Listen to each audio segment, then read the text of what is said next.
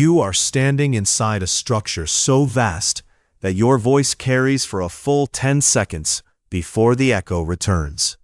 The seats around you, 90,000 of them, are empty. Not occupied. Empty. Most of them have never held a single person. The grass on the field below is dead brown, patchy, overgrown in places where the sprinklers no longer reach. Broken seats litter the upper decks like missing teeth. You are inside a stadium that cost over $700 million to build, and it is functionally abandoned. Now, I want you to sit with that number for a moment. $700 million, and today it hosts maybe a dozen events a year. I have spent my entire career managing the aftermath of structures built on broken math, and this one haunts me. My father spent 40 years in the same work, fixing what ambition left behind. I am here to show you exactly how this happened and why it matters. Over the next 30 minutes, we will walk through 4 moments: the moment it was dreamed, the moment it was built, the moment it began to bleed money, and the reckoning that followed. We will name the specific costs that killed it, the miscalculations that nobody caught, and the moment the money simply ran out. And stay with me, because there is a twist in how this structure was supposed to be used, a detail that changes the entire story when you learn it. But first, you need to understand how a billion-dollar dream becomes a ghost. To do that, we have to step back to the moment the original promise was made. Because this stadium was never meant to be empty. What was promised and what was actually built are 2 entirely different things. That is where the real failure begins, not in the construction, but in the blueprint itself. So the promise was simple: a world-class venue, anchor tenants locked in, the city thriving for decades after. Here is what happened instead. In the mid-1970s, when Pontiac broke ground on their Silverdome, the math looked airtight on paper. 80,000 seats, NFL football guaranteed, corporate naming rights. They built it for $55 million and slept easy. What they did not do was ask one hard question: what fills this every single day when the season ends? The answer was nothing. Absolutely nothing. Now, I have built a lot of structures, and I can tell you this straight: ambition is not the same as demand. You can pour a perfect foundation, raise perfect walls, and still have built the wrong thing in the wrong place. Montreal learned this lesson the hardest way possible. They spent $250 million on their Olympic Stadium in 1976, maybe $250 million. The final bill hit $1.47 billion. That is $1976, by the way. Adjusted, that's closer to $7-8 billion today. The architect, Roger Tilibert, he designed a tower, 175 meters tall, a marvel, one of a kind. But that tower was supposed to hold a retractable roof on cables. Cutting edge. Except the roof was not finished until 1987, 11 years late. By then, the Olympics were a memory, and the city was holding a debt bomb. The pattern repeated itself, over and over, across continents. Cape Town Stadium, 2010, built for the World Cup. 4 billion rand, roughly $600 million US. No anchor team, no local market big enough to fill 55,000 seats. Brazil built one for the same reason in a city called Manaus, deep in the Amazon. Players flew in. Equipment flew in. The stadium sat empty most days. Here is where it gets interesting. These were not accidents. The projections, the demand models, the revenue forecasts, they were cooked before the first permit was signed. Government committees had to justify the build. Architects drew the dreams. Nobody wanted to be the voice that said no.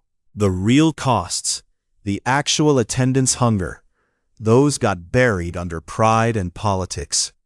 But here is what nobody calculated. The day after the event ended, the bleeding started, and it never stopped. I am talking about the daily cost of simply keeping the thing alive. That is the part that breaks the budget year after year. Stay with me on the next part, because this is where the math becomes impossible to ignore. Now the building stands finished, but the moment the crowd leaves, the bleeding begins. A 50,000-seat stadium needs climate control running year-round, whether anyone is inside or not. Mold and dry rot will destroy the concrete in 18 months if you let the air go stale. So the HVAC system, the one that costs $6 million to install, must run 365 days a year. That alone is $3 to $5 million annually, just to prevent the building from rotting. Add staffing, security, groundskeeping, electricians, plumbers, inspectors. That is another $12 million a year, minimum.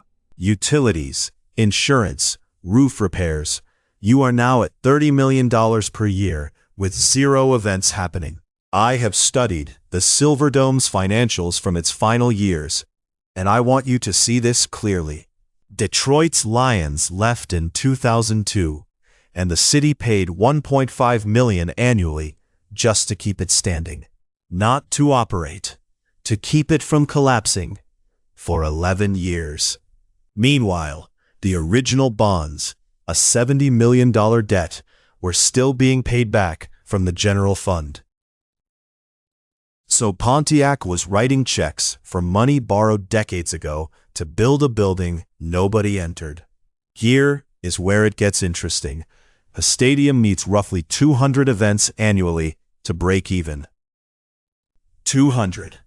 The Silverdome was hosting 8, maybe 10. Even a concert, which sounds like revenue, only covers variable costs, cleaning, staff, utilities that night. The fixed costs do not move. They are waiting whether the building is empty or full. And when the anchor tenant leaves, the Lions, the team that justified the entire thing, those fixed costs become a trap.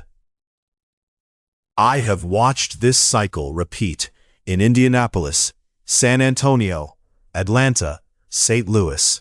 A building that seemed permanent becomes a monument to sunk expense, and the city cannot escape it.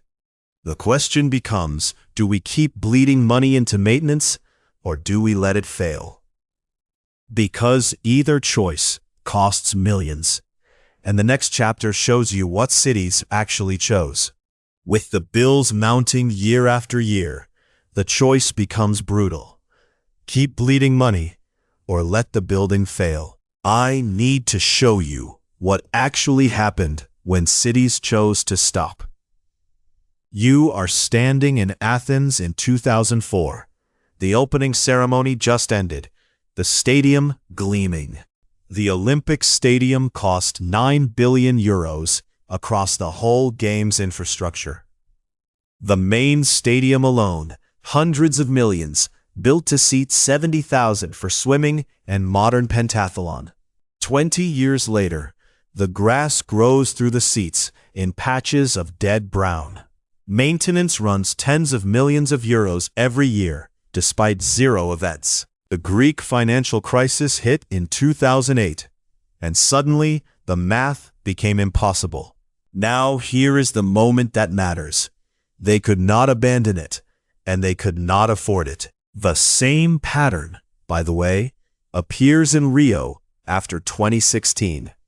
The Maracanã Stadium, renovated for $500 million, fell apart within 18 months. Copper wiring stripped out, seats broken. The field itself went wild. The private company managing it simply walked away from the contract. The state of Rio got the keys back to an empty, decaying monument.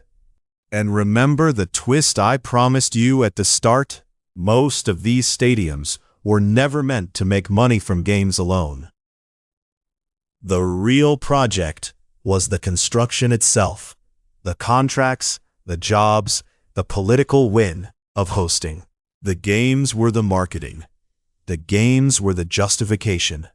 But once the cameras left, once the world moved to the next city, the stadium became what it always was, a billion-dollar hole in the ground.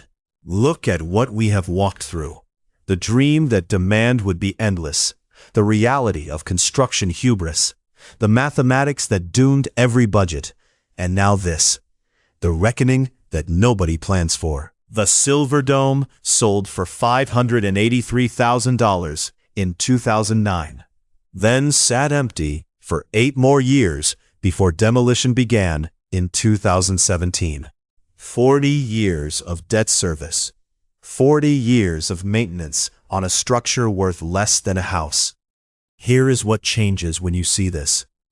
You start noticing the stadiums in your own city, how they sit, whether the parking lots are full on weeknight events. You ask one question before any public stadium opens. What happens to this building the week after the event ends? That question alone would have stopped about 80% of the projects we have covered. I read every comment you leave. Tell me which stadium near you fits this pattern, and whether anyone is talking about what comes next. The ghost monuments are still standing because we have not yet decided what else to do with them. That choice belongs to you.